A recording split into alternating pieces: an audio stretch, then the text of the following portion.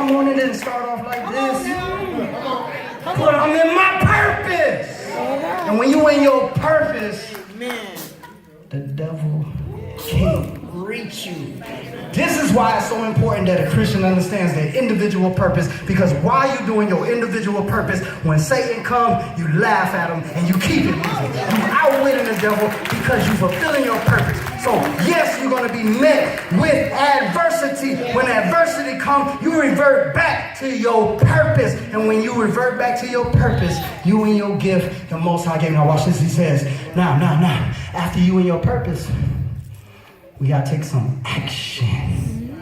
You gotta be in this thing. See, in Ecclesiastes 9 and 10, you will find these words. It says, whatsoever thy hand findeth to do, do it with thy might. All right. Amen. Might. When I used to work out, That's all right. we used to have, for those of y'all that work out, and y'all know what a Cadillac is? That's what the slang man called. That 45, bro, from 45 weight, the big one, right? Coming down, I was working out. The warm-up is 145 on each side. That's 135 pounds. I probably weighed about 145 at the time. That's what I started working out with. Boom, boom, boom, workout. Before you leave, or at certain times you go to the gym, I need a max out date. I need to know my maximum strength. Y'all feeling me? I need to know what's my maximum strength. So you have a moment in time where you're gonna max out. But when you get ready to max out, it's a bit scary, because you already know I'm trying to take it somewhere I've never been before. Those of you that been under 315, 225, two Cadillacs on each side, you ain't never been there before, you know what I'm talking about. And you feel like you need a spotter. You probably do. Safe thing to do. Safe. But it's a different kind of motivation. When that weight come down, even if you ain't got no spotter, watch this. You will find a way to get that weight up off you. Now listen, I didn't say you lifted it. You did one of these numbers. You dropped them weights. They fell off the edge. And if the weights didn't drop, you start rolling that thing. You're going to get that weight off you. You know why? Because you got your might going. I ain't say you lift it, but with all your might, you're going to get from up under the problem. What's the problem at? The problem at that moment is I got a weight on me and I need it off. I don't care how it come off. It's on me and I need it off. And when you got that, you find what it is, your purpose is to fulfill, and you're going to do it. And you're going to do it how? With all your might. He says, for there is no work in the grave whither thou goest. I started off by telling y'all the graveyard is a rich place. Because we never found our purpose. And all of the gifts, all of those great, precious gifts, somebody, coming to church and somebody telling us what we can't do, or what they don't like. It don't take all of that. That's the famous one, right? Why they do all of that? Why they do why it don't take all of that? Maybe it don't take you all of that. But if they got a praise in them where it takes that, could it be that they have just chosen, since they found something to do, like praise God, that they have chosen to do it with all they might? Just maybe. And this is free. If you're noticing, What they doing, I can guarantee you, you ain't doing it with all your might. Because when you're focused on your purpose, when you focus, I can't see you because I'm in my zone. Another quick story. There was a dirt bike rider. His name is Ricky Carmichael. A lot of y'all may not know Ricky Carmichael. I know him personally. My grandmother used to keep his kids. He's about my age, and at the time when I met Ricky was making about $6.5 million a year. Now, if I know what I know now, I would have asked Ricky, yeah, don't laugh, I wouldn't have asked him for money. Listen close, I wouldn't have asked him for that. Because Ricky did bless us with a lot of great gifts, and we didn't even ask for it. But I would have asked him about focus. Every time Ricky got ready to get on that dirt bike, and you should go look him up on YouTube. He was the Michael Jordan. Nobody could beat him. He was amazing on that track. But his wife said on race day, I can't talk to him. His wife was named Ursula. Ursula would say, he gets what's called race face. What's race face? Okay, race face is the zone, man. He's already visualized how this race is gonna go. He's already visualized himself at the finish line with him way behind and he holding the first place trophy. He already got that. Ricky, when did you get that? He said, I got that before the race ever gets started. What's that? Thought. Where you at? He believed it wholeheartedly. And then he went out there and he manifested it with all his might. You gotta get your race face on in life. If you don't get your race face on and focus on what God wants you to do, you're not going to do it with all your might. Now here's the graphic. If we don't have the graphic, everybody go to the Northbound Facebook page, the main page. This is interactive. If I had paper, I would ask you to draw it, but it might look a little complicated. I want you to see it correctly. So he's saying, well, Taylor, I don't know what my purpose is, so I can't focus on it. I don't know how to find it. What is it? I know I'm a Christian. I know I'm supposed to save souls. I know that academically. And by the way, Bible class and doing Bible classes, that's a skill, y'all. Amen. Some of y'all thought it was your purpose. If it was your purpose, you know what?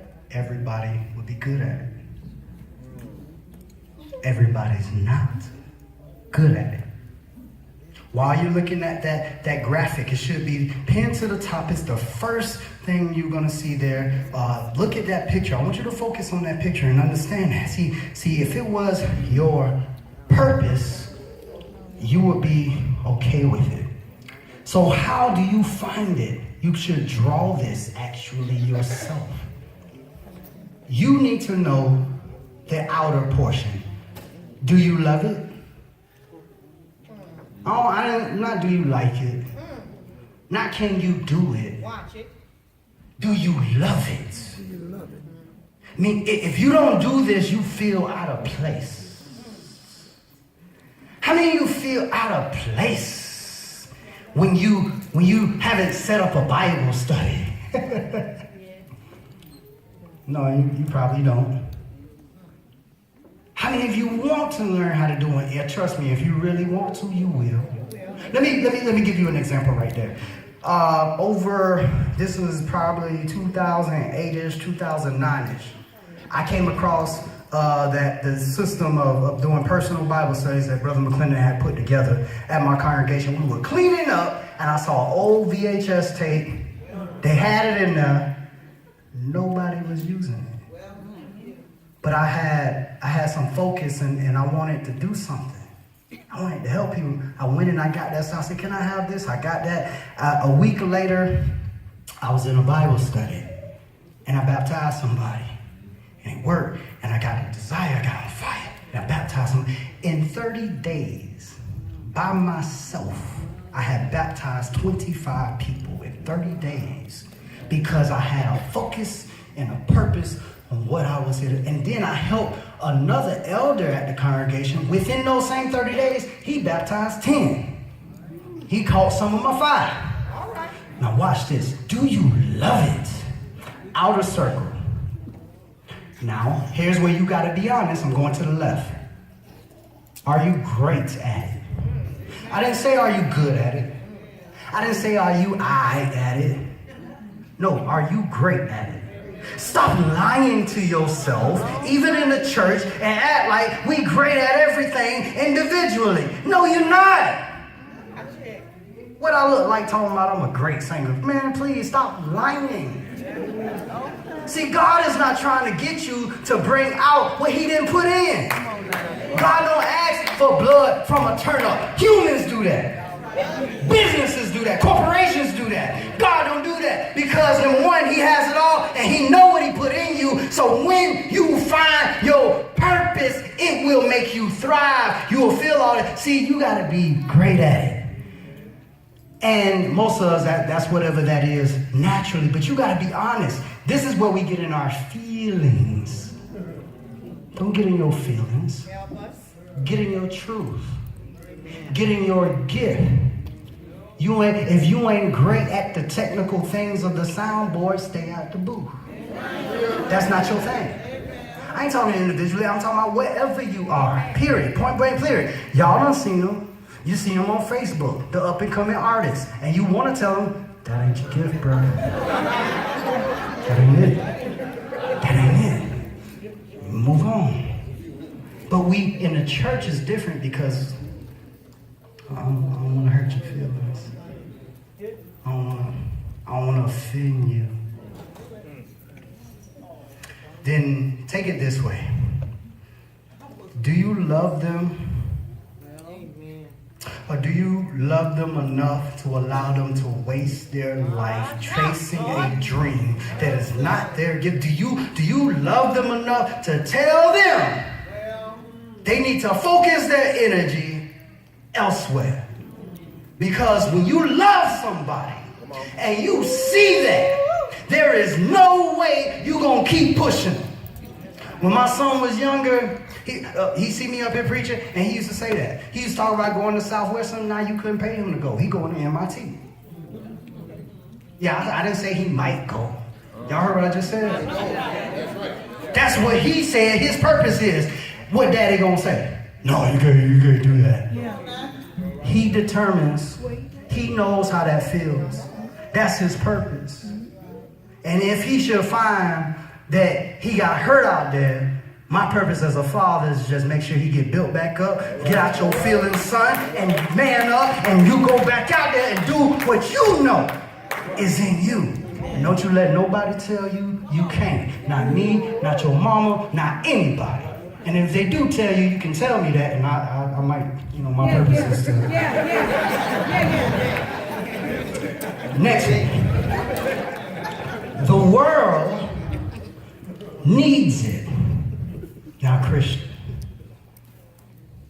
does the world need you to be always in your feelings and upset about something? Unproductive?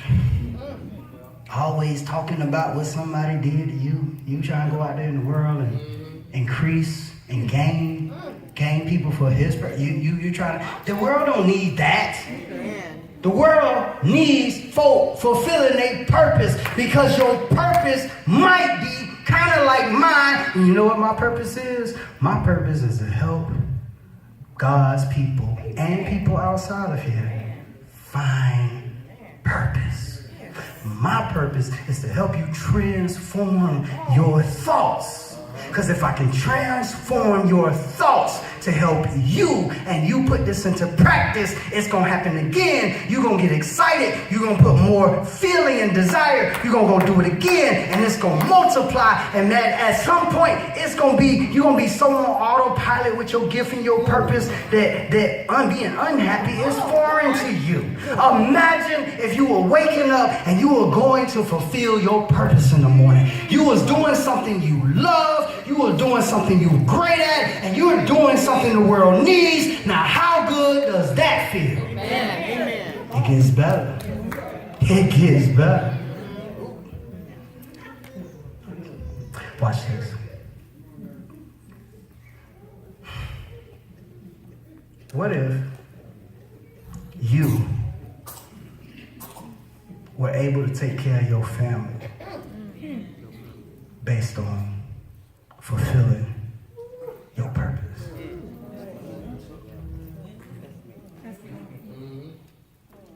You know, there are thousands of people on Facebook and YouTube right now telling you or telling people what I'm telling you,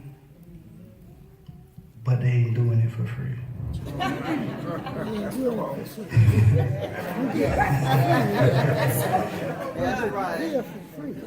Now, I'm not saying the people wouldn't do it for free, because 9 times out of 10 they got to where they are by starting off doing it for free. A lot of us ain't willing to do that.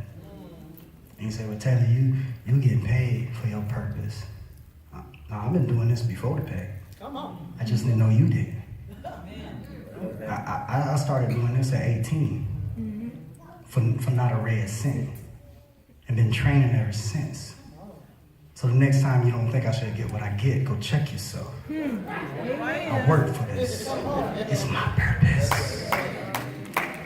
When you find your purpose, you're gonna love it anyway. It's gonna be something you love. You're gonna be great at it. And the world needs it. Now, here's the thing about the world needing it. At the Christian level, guess what you're still doing? Even though the gospel is free, just because something is free don't mean people want it. That's true. I need to understand why I need it. Y'all listening to me? Don't tune out. Some of us need an attention span so we can feel our purpose. Now listen. So I need to know why. Gospel. See, we just moved. I just moved and I post some stuff. It was one thing I posted and it was free too, and nobody came and got it. Because they didn't see the need, even though it was free. See, the gospel is free, but watch this. It will cost you your life. It's going to cost you your life. What are you saying, Taylor? Your life? See, there's one part of your life. See, I don't mean you're gonna die. What I mean is what I told you earlier. See, some of our lives have been defined by the circles we in, by the people we associate ourselves with. You're defined by that. There's a part of me that y'all see up here, and people have commented on it, but it came from circles of my earlier life. And however much that may be a part of me, I'm now using even that in my purpose. Amen. So while I may be able to articulate things in a certain way, depending on who I'm talking to, I say it a different way. Because if I'm over there talking to them, I'm still fulfilling my purpose, but I need to know how to fulfill my purpose and have them understand what I'm doing. And everybody ain't gonna understand it if you just give it to them that way. So maybe it ain't your purpose to teach them that way, but for me, I have to be versatile in what I'm doing, okay? That's why, folk, even though you know the answer sometimes, but that's sometimes why y'all might still call me, because it's not that you don't know. It's that you want me to say it a certain way to you so that you can say it that way to them. And perhaps maybe they will get it then. You're talking to the person, you say, well, I keep telling them that they have to get baptized, but they be talking about sprinkling and they don't understand immersion. And what it's not that you don't already know it's immersion, it's that you want me to put it in such a way, to use my gift, to put it in such a way that you can put it back to them and that they can understand it. Now watch what happened there. Come on. If I were not fulfilling my purpose and my gift, you couldn't call me and be increased. Why is it that we hate on each other when the person is simply fulfilling their gift? Because guess what? The gift ain't here just for them. The world need it and the team need it. Amen. When we find our individual purpose, okay, and work together, that's when the church is most effective. And the reason you have the gift and the ability to focus is to focus on your purpose. But the enemy don't want that. So I got to create some distractions. I need them to know. I need y'all to know. Know what?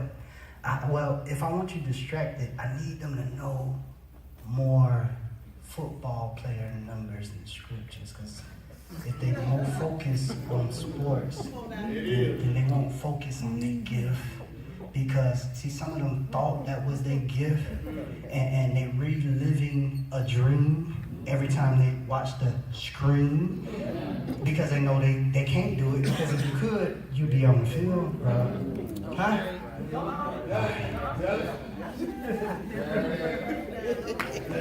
See, some of us sing in the shower and stuff like that, and it sounds good to us. So we think that when we get here, and we can hit that same note, and we think it's hitting everybody else's ears like it's hitting ours. You're distracted. And he got you in your feelings about a gift or something you think you got that you ain't got. You're distracted. What else we need? Well, the enemy needs you distracted. Devil needs you distracted. How you gonna get them distracted? Well, technology works pretty good because I can distract them with social media. I give them a cell phone and they'll sit in service and focus on what's going on down the street. They focus on whatever this pedophile R. Kelly doing or whatever's going on with that. I don't know. Y'all sympathizers? I'm not. Focus. See, when the devil can get you distracted, just that quick, get you distracted and get you out your purpose so people won't get, and he's that subtle, real subtle with a distraction. Because a distraction is going to come every time you're trying to focus. As soon as you think you got it, here come the fastball distraction. What you gonna do? This is when you need to be in what I call the quiet space. Your word have I hid in my heart that I might not sin. The word of, what is he saying, David? I'm focused. I'm focusing. Because when I get off this focus, I can't fulfill my purpose. And here's the last distraction. People. What do you mean, people? Yeah, people see something in you that ain't in you. They just think that's you. And some of us, we have not listened enough to the Most High and in the quiet space and been honest with ourselves. We haven't been honest with ourselves. So we listen to people. David is the example I'm going to give you. There was a problem. A 9'6" problem. His name was Goliath. Saul, when you do the calculations, Saul was about 8 feet himself, about 8.5 feet, somewhere in there. It said he stood head and shoulders above everybody in Israel. The average height of an Israeli man was probably right around 6 feet. Can you imagine that 6-foot man only coming to Saul right there? Saul was a king. Okay, so they made him king, right? Now here's this guy that's about 9 feet tall. Can't nobody beat him. This is in the days of warrior kings. Oh man, I love them days. Like I love those movies and everything. If I was a king, I'd be the one going out there with my people. I ain't sitting on no throne. Let's get it. I love that kind of stuff. We going too. I got my sword too. You ready, Fred? We ready? Take your meds on. So this is what Saul would have been expected to do. Here comes this 5'3" little boy. And everybody say what y'all scared for. That. See, the Most High has given you clues to your gifts and whether or not he's with you. Watch what David say. Him? That? Messing with the Lord's people? See, David knew his purpose, and when you know your purpose to other people who don't, you sound arrogant. You sound, what David sound like talking about this? Everybody's scared. Goliath been challenging them for days. Bring your best. We ain't gotta, hey, Philistines, y'all stay back. I got this. Tell them Israelites to bring their best. They all sitting over there like, you know what I'm saying? I would, but I got family to go back to, you know what I'm saying? You know, my wife pregnant or whatever. I would, you know. Nah, you scared. That ain't your gift. That ain't your purpose. David come out there 5'3". David said, this right here. Oh, see what happened is a lion came one time to get our livelihood and I ripped them apart. See what happened is one time a bear came to threaten my livelihood and I took care of that too. How did you do it, David? I do it by knowing who the Most High is. I know my purpose, and this so-called giant, he gonna meet the same fate that the lion and the bear met. David, you sound arrogant. No, he ain't arrogant. David knows his purpose, and if you know your purpose, you know what a person who knows their purpose sounds like. So watch this, it ain't over. This is where the people come in. Listen, this is where the people come in. Don't get lost. Watch this. Saul said, you gonna go, David? He was happy. David, you gonna go? Yeah. And I got, watch this, I got my sling shot.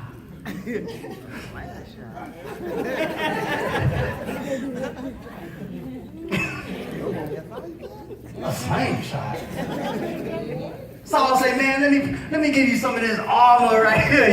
You don't need to put that on, and let me put this on your chest, and let me put that helmet on your head, and let me give you this gird so you gird your loins, and let me give you this stuff. Let me give you all this equipment. I'm gonna give you all that stuff, because you know what, David? You need that to fight. David put it on and said, come on. Too much. Come on.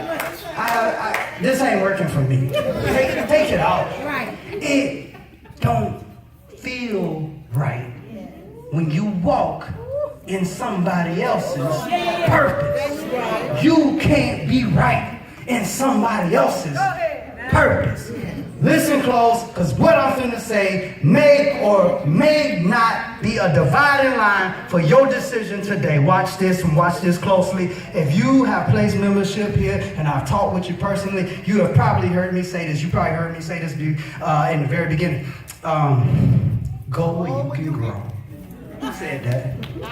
She said it, because I told her. So now that's efficacy. Y'all know I'm telling the truth. Go where you can grow. Northbound may not fit you. It may not. That's just being honest. But I'm telling you something. If it fits, you're going to know it. Because when the bear comes and the lion comes, you're going to have your slang. You're going to take care of that. And when Goliath start talking that mess, and you run out to meet him, he gonna fall before he ever get the first blow because you own your purpose. Goliath, you can come out here if you want to, but you brought a sword to a gunfight, partner, and I'm gonna hit you from way over there. And when I hit you, you gonna fall. Then I'm gonna run up on you, and I'm gonna make sure you won't get back up again because you're out.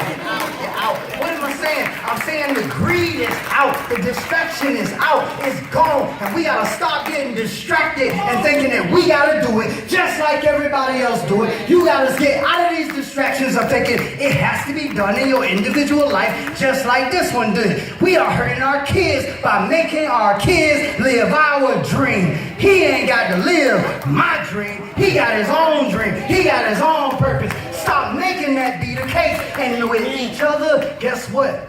You may be able to guide somebody, help them find their purpose, but don't. Be very careful. Be very careful. Your role is to simply recognize, and maybe they real good at it, great at it, pat them on the back. Let them know. I have one person to thank for me continuing in my speaking. Her name was Sister Mandela. And when I was horrible, I was a horrible speaker. Oh my gosh. Mandela said, Taylor, I see it. You don't see it. She said, but stop telling yourself that ain't your gift. She said, just stop saying that. Y'all trying to tell me something? See, I told you when you're fulfilling your purpose, you lose. Ain't got my glasses on either? Okay. She said, stop telling yourself that. Go ahead and accept what God done put in you. Don't feel guilty about it.